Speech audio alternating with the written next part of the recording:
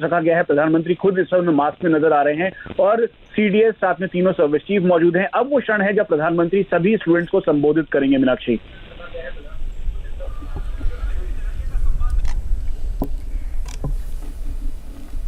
तस्वीरें इस वक्त आप देख रहे हैं। प्रधानमंत्री नरेंद्र मोदी युवाओं से संवाद भी करने वाले हैं। Singh ji, chief of defence staff general Bipin Rawat, थल सेना, नौसेना और वायुसेना अध्यक्ष, रक्षा सचिव,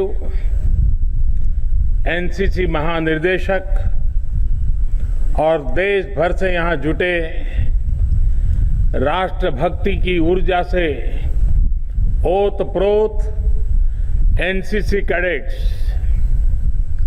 आप सभी युवा साथियों के बीच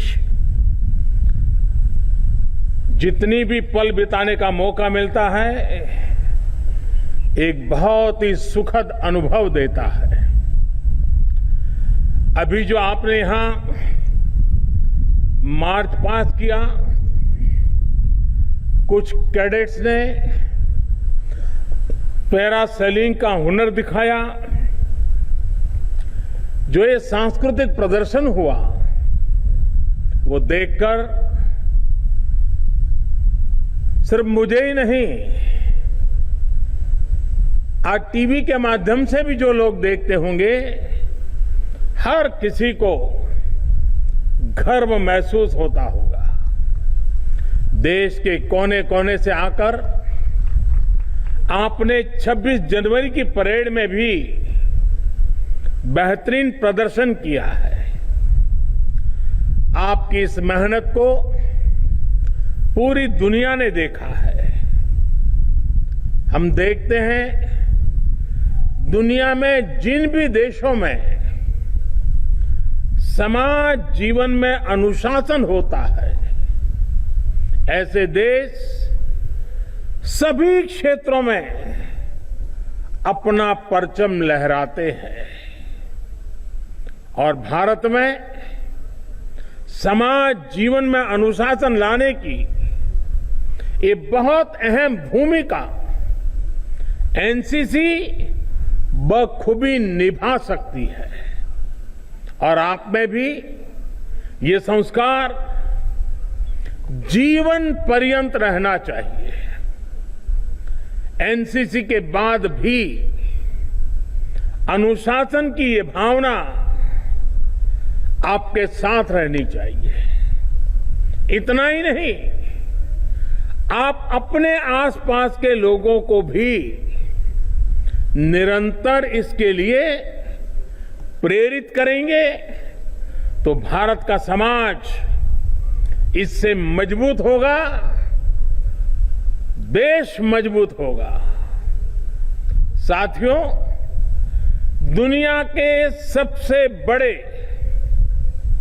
यूनिफॉर्म यूथ ऑर्गेनाइजेशन के रूप में एनसीसी ने अपनी जो छवि बनाई है, वो दिनों दिन और मजबूत होती जा रही है। और जब मैं आपके प्रयास देखता हूं तो मुझे बहुत खुशी मिलती है। आप पर भरोसा और मजबूत होता है। शौर्य और सेवा भाव भारतीय परंपरा को जहां बढ़ाया जा रहा है, वहां एनसीसी कैडेट नजर आता है। जहां संविधान के प्रति लोगों में जागरूकता पैदा करने का अभियान चल रहा है, वहां भी एनसीसी कैडेट्स दिखते हैं। पर्यावरण को लेकर कुछ अच्छा काम हो रहा है, जल संरक्षण या स्वच्छता से जुड़ा कोई अभियान हो, तो वहां एनसीसी के कैडेट जरूर नजर आते हैं। संकट के समय में आप सभी जिस अद्भुत तरीके से, संगठित तरीके से काम करते हैं, उसके उदाहरण बाकी जगह पर बहुत कम देखने को मिलते हैं। बाढ़ हो या दूसरी आपदा, बीते वर्ष एनसीसी के कैडेट्स ने मुश्किल में फंसे देशवासियों की राहत और बचाव में सहायता की है। कोरोना के इस पूरे कालखंड में लाखों लाख कैडेट्स ने देश भर में जिस प्रकार प्रशासन के साथ मिलकर, समाज के साथ मिलकर काम किया है, वो प्रशंसनीय है। हमारे संविधान में जिन नागरिक कर्तव्यों की बात कही गई है, जिनकी हमें से अपेक्षा की गई है, वो निभाना सभी का दायित्व है। हम सभी इसके साक्षी हैं कि जब सिविल सोसाइटी, स्थानीय नागरिक अपने कर्तव्यों पर बल देते हैं, तब बड़ी से बड़ी चुनौतियों को भी हल किया जा सकता है। जैसे आप भी भली भांति जानते हैं कि हमारे देश में एक समय में नक्सलवाद, माओवाद कितनी बड़ी समस्या थी। देश के सैकड़ों जिले इससे प्रभावित थे, लेकिन स्थानीय नागरिकों का कर्तव्य भाव और हमारे सुरक्षा बलों का शौर्य साथ आया तो नक्सलवाद की कमर टूटनी शुरू हो गई। अब देश के कुछ गिनती के जिलों में ही नक्सलवाद सिमट कर रह गया है। अब देश में न सिर्फ नक्सली हिंसा बहुत कम हुई है, लेकिन अनेकों युवा हिंसा का रास्ता छोड़कर विकास के कार्यों में जुड़ने लगे हैं। एक नागरिक के तौर पर अपने कर्तव्यों को प्राथमिकता देने का प्रभाव हमने इस कोरोना काल में भी देखा है। जब देश के लोग एकजुट हुए, अपना दायित्व निभाया, तो देश कोरोना का अच्छी तरह मुकाबला भी कर पाया। साथियों, ये कालखंड चुनौतीपूर्ण तो रहा, पर ये अपने साथ अवसर भी लाया। अवसर चुनौतियों से निपटने का, विजयी बनने का। अवसर देश के लिए कुछ कर गुजरने का। अवसर देश की क्षमताएं बढ़ाने का। अवसर आत्मनिर्भर बनने का। अवसर साधारण से असाधारण, असाधारण से सर्वश्रेष्ठ बनने का। इन सब लक्ष्यों की प्राप्ति में भारत की युवा शक्ति की भूमिका और युवा शक्ति का योगदान सबसे महत्वपूर्ण है। आप सभी के भीतर भी मैं एक राष्ट्र सेवक के साथ ही एक राष्ट्र रक्षक भी देखता हूं। इसलिए सरकार ने विशेष प्रयास किया है कि एनसीसी की भूमिका, उसका और विस्तार किए जाए। देश की सीमावर्ती और समुद्री किनारों की रक्षा और सुरक्षा से जुड़े नेटवर्क को सशक्त करने के लिए एनसीसी की भागीदारी को बढ़ाया जा रहा है। पिछले वर्ष 15 अगस्त को यह ऐलान किया गया था कि कोस्टल और बॉर्डर एरिया के करीब 250 जिलों में एनसीसी को नया दायित्व दिया जाएगा। इसके लिए लगभग 1 लाख एनसीसी कैडेट्स को आर्मी, नेवी और एयरफोर्स ट्रेन कर रही है। इसमें भी 1/3, 1/3 हमारी गर्ल्स कैडेट हैं। गर्ल्स कैडेट्स को ट्रेनिंग दी जा रही है। इन कैडेट्स का सिलेक्शन सभी स्कूलों और कॉलेजों, चाहे वो सरकारी हो, प्राइवेट हो, केंद्र के हो या राज्य सरकार के हो, सभी को इसमें शामिल किया जा रहा है। एनसीसी की ट्रेनिंग, उसकी क्षमताओं को भी सरकार तेजी से बढ़ा रही है। अब तक आपके पास सिर्फ एक फायरिंग सिम्युलेटर होता था, इसे अब बढ़ाकर 98 किया जा रहा है। करीब करीब 100, कहां एक और कहां 100।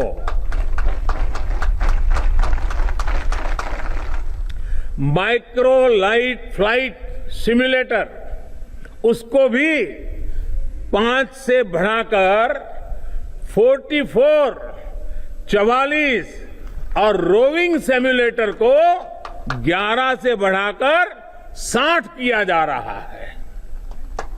ये आधुनिक सिम्युलेटर्स एनसीसी ट्रेनिंग की क्वालिटी को और सुधारने में मदद करेंगे।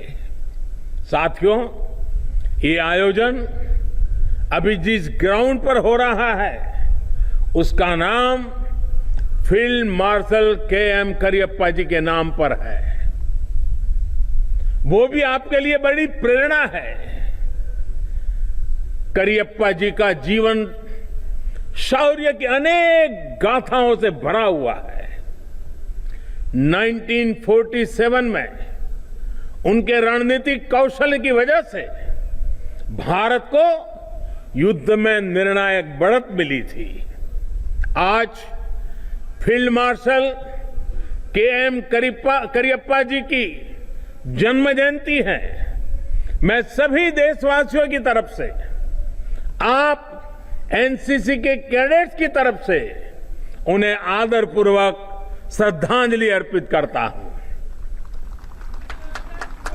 आप में से भी अनेक साथियों की ये प्रबल इच्छा होगी कि आप भारत की डिफेंस फोर्सेस का हिस्सा बने। आप सभी में वो सामर्थ्य भी है और सरकार आपके लिए अवसर भी बढ़ा रही है। विशेष रूप से गर्ल्स कैडेट्स को मैं आग्रह से कहूंगा कि आपके लिए अब ये अवसर, अनेक अवसर आपका इंतजार कर रहे हैं। मैं अपने सामने भी देख पा रहा हूं और आंकड़े भी बताते हैं कि बीते वर्षों में एनसीसी में गर्ल्स कैडेट्स में करीब करीब 35% की बढ़ोतरी हुई है। अब हमारी फोर्सेस के हर फ्रंट को आपके लिए खोला जा रहा है। भारत की वीर बेटियां हर मोर्चे पर शत्रु से लोहा लेने के लिए आज भी मोर्चे पर डटी हुई है।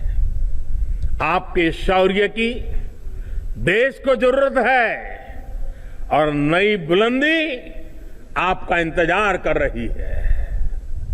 और मैं आपको और आप में भविष्य के ऑफिसर्स भी देख रहा हूं। मुझे याद है, मैं जब कुछ 2-2.5 महीने पहले दिवाली पर जैसलमेर की लोंगेवाला पोस्ट पर गया था, तो कई यंग ऑफिसर से मेरी मुलाकात हुई थी। देश की रक्षा के लिए उनका जज्बा, उनका हौसला, उनके चेहरे पर दिख रही अदम्य इच्छा शक्ति मैं कभी भूल नहीं सकता हूं। साथियों, लोंगेवाला पोस्ट का भी अपना एक गौरवमयी इतिहास है। सन 71 के युद्ध में लोंगेवाला में हमारे वीर जाबाजों ने निर्णायक विजय प्राप्त की थी। तब पाकिस्तान से युद्ध के दौरान पूर्व और पश्चिम के हजारों किलोमीटर लंबे बॉर्डर पर भारत की फौज ने अपने पराक्रम से दुश्मन को धूल चटा दी थी। उस युद्ध में पाकिस्तान के हजारों सैनिकों ने भारत के जांबाजों के सामने सरेंडर कर दिया था। सन 71 की ये जंग भारत के मित्र और हमारे पड़ोसी देश बांग्लादेश के निर्माण में भी सहायक बनी है। इस वर्ष इस युद्ध में विजय के भी 50 वर्ष हो रहे हैं। भारत के हम लोग 1971 की जंग में देश को जिताने वाले भारत के वीर बेटे बेटियों के साहस, उनके शौर्य, आज पूरा देश उन्हें सैल्यूट करता है। इस युद्ध में देश के लिए जो शहीद हुए, आज मैं उन्हें अपनी श्रद्धांजलि अर्पित करता हूं। साथियों, आप सभी जब दिल्ली आए हैं तो नेशनल वॉर मेमोरियल जाना बहुत स्वाभाविक है। राष्ट्र रक्षा के लिए जीवन अर्पित करने वालों को सम्मान देना हम सभी का दायित्व है। बल्कि इस गणतंत्र दिवस को तो हमारा जो गैलेंट्री अवार्ड पोर्टल है www.gallantryaward.gov.in उसको भी नए रंग रूप में रीलॉन्च किया गया है। इसमें परमवीर और महावीर चक्र जैसे सम्मान पाने वाले हमारे वीर सैनिकों के जीवन से जुड़ी जानकारियां तो है। आप इस पोर्टल पर जाकर इनकी वीरता को नमन कर सकते हैं। और मेरा एनसीसी के वर्तमान और पूर्व सभी कैडेट से आग्रह है कि आपको इस पोर्टल पे जाना चाहिए, जुड़ना चाहिए और लगातार उसके साथ एंगेज रहना चाहिए। साथियों, मुझे ये भी बताया गया है कि जो एनसीसी डिजिटल प्लेटफॉर्म बनाया गया है उसमें अभी तक 20,000 से ज्यादा कैडेट जुड़ चुके हैं। इन कैडेट्स ने अपने अनुभव, अपने आइडियाज शेयर करना शुरू भी कर दिया है। मुझे विश्वास है कि आप सभी इसी प्लेटफॉर्म का ज्यादा से ज्यादा उपयोग करेंगे। साथियों, राष्ट्रभक्ति और राष्ट्र सेवा के जिन मूल्यों को लेकर आप चले हैं, उनके लिए ये साल बहुत महत्वपूर्ण है। इस वर्ष भारत अपनी आजादी के 75 वर्ष में प्रवेश करने वाला है। ये वर्ष नेताजी सुभाष चंद्र बोस की 125वीं जन्म जयंती का भी है। जीवन में प्रेरणा के इतने बड़े अवसर एक साथ आए, ऐसा कम ही होता है। नेताजी सुभाष, जिन्होंने अपने पराक्रम से दुनिया की सबसे मजबूत सत्ता को हिलाकर रख दिया था। आप नेताजी के बारे में जितना पढ़ेंगे उतना ही आपको लगेगा कि कोई भी चुनौती इतनी बड़ी नहीं होती कि आपके हौसले को डिगा सके। देश की आजादी के लिए अपना सब कुछ न्यौछावर कर देने वाले ऐसे अनेक वीर आपको अपने सपनों का भारत बनाते हुए देखना चाहते हैं। और आपके जीवन के अगले 25-26 साल बहुत महत्वपूर्ण है। ये 25-26 साल भारत के लिए भी उतने ही अहम है। वर्ष 2047 में जब देश अपनी स्वतंत्रता के 100 वर्ष पूरे करेगा, तब आपके आज के प्रयास भारत की इस यात्रा को मजबूती देंगे।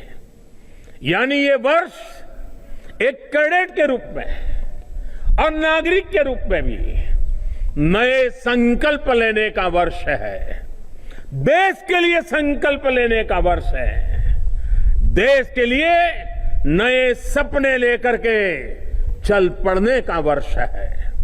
बीते साल बड़े बड़े संकटों का जिस सामूहिक शक्ति से एक राष्ट्र एक मन से हमने सामना किया, उसी भावना को हमें और सशक्त करना है। हमें देश की अर्थव्यवस्था पर इस महामारी के जो दुष्प्रभाव पड़े हैं उसको भी पूरी तरह नेस्त नाबूद करना है और आत्मनिर्भर भारत के संकल्प को भी हमें पूरा करके दिखाना है। साथियों, बीते साल भारत ने दिखाया है कि वायरस हो या बॉर्डर की चुनौती, भारत अपनी रक्षा के लिए पूरी मजबूती से हर कदम उठाने में सक्षम है।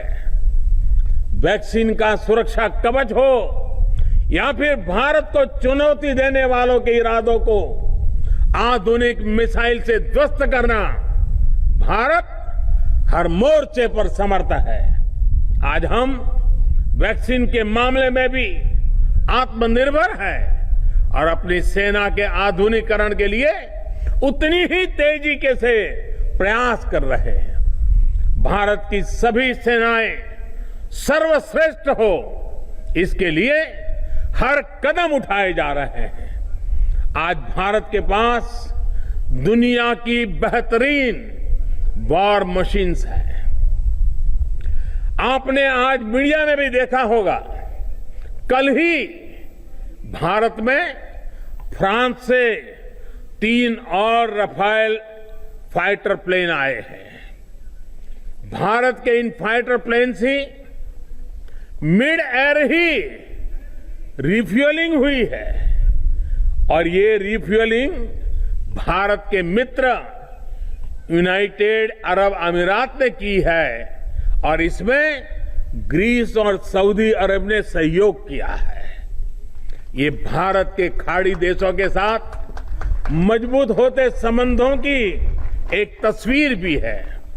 साथियों, अपनी सेनाओं की ज्यादातर जरूरतों को भारत में ही पूरा किया जा सके, इसके लिए भी सरकार द्वारा बड़े फैसले लिए गए हैं। 100 से ज्यादा सुरक्षा से जुड़े सामानों की विदेशों से खरीद को बंद कर उनको भारत में ही तैयार किया जा रहा है। अब भारत का अपना तेजस फाइटर, हमारा तेजस फाइटर प्लेन समंदर से लेकर आसमान तक अपना तेज फैला रहा है। हाल में वायुसेना के लिए 80 से ज्यादा तेजस का ऑर्डर भी दिया गया है। इतना ही नहीं, आर्टिफिशियल इंटेलिजेंस आधारित वॉरफेयर में भी भारत किसी से पीछे ना रहे, इसके लिए हर जरूरी R&D पर फोकस किया जा रहा है। वो दिन दूर नहीं जब भारत डिफेंस इक्विपमेंट के बड़े मार्केट के बजाय एक बड़े प्रोड्यूसर के रूप में जाना जाएगा। साथियों, आत्मनिर्भरता के अनेक लक्ष्यों को आज आप साकार होते हुए देख रहे हैं, तो आपके भीतर गर्व का एहसास होना बहुत स्वाभाविक है। आप भी जब अपने में, अपने दोस्तों के बीच में लोकल के प्रति उत्साह अनुभव कर रहे हैं, मैं देख रहा हूं कि ब्रांड्स को लेकर भारत के युवाओं की प्रेफरेंस में भी एक बड़ा बदलाव आया है। अब आप खादी को ही लीजिए। खादी को किसी जमाने में नेताओं के लिबास के रूप में ही अपने हाल पर छोड़ दिया गया था। आज वही खादी युवाओं की पसंदीदा ब्रांड बन चुका है। खादी के कुर्ते हो, खादी का जैकेट हो, खादी का दूसरा सामान हो, वो आज युवाओं के लिए फैशन का सिंबल बन चुका है। इसी तरह आज टेक्सटाइल हो या इलेक्ट्रॉनिक्स, फैशन हो या पैशन, त्योहार हो या शादी, लोकल के लिए हर भारतीय वोकल बनता जा रहा है। कोरोना के मुश्किल समय में भी भारत में रिकॉर्ड संख्या में स्टार्टअप्स बने हैं और रिकॉर्ड यूनिकॉर्न देश के युवाओं ने तैयार किए हैं। साथियों, 21वीं सदी में आत्मनिर्भर भारत के लिए आत्मविश्वासी युवा, ये इसकी पहली शर्त है, बहुत जरूरी है।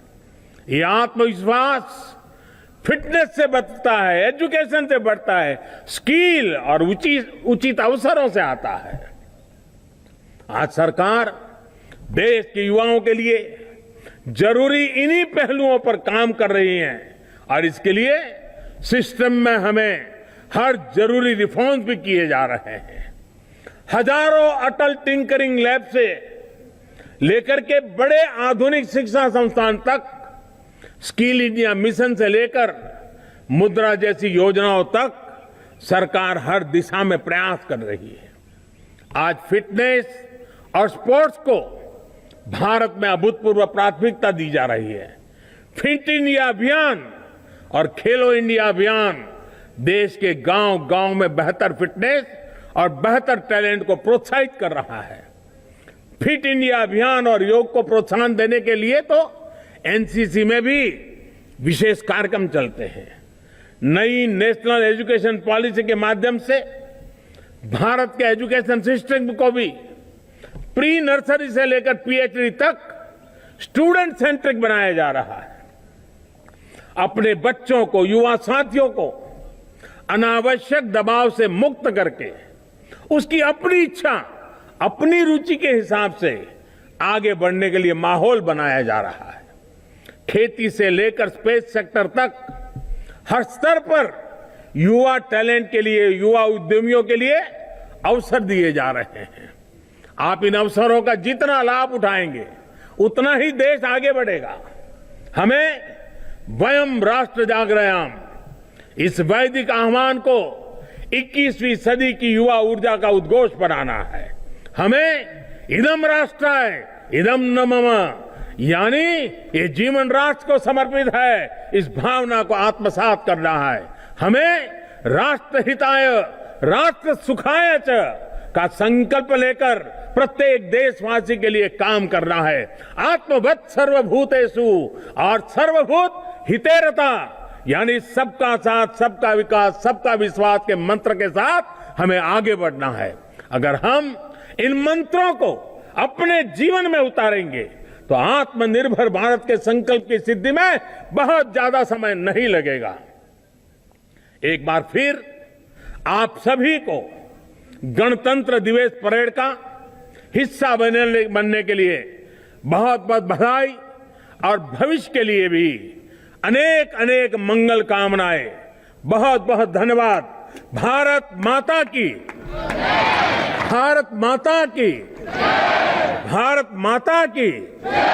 बहुत बहुत धन्यवाद।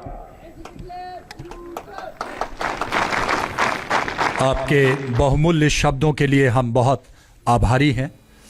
और एक छोटे से ब्रेक के लिए हमें यहाँ पर रुकना होगा। ब्रेक के बाद आपको लिए चलेंगे दिल्ली की एक और तस्वीर दिखाएंगे जहाँ पर गृह मंत्री अमित शाह घायल हुए पुलिस के जवानों से मिलने के लिए पहुंचे।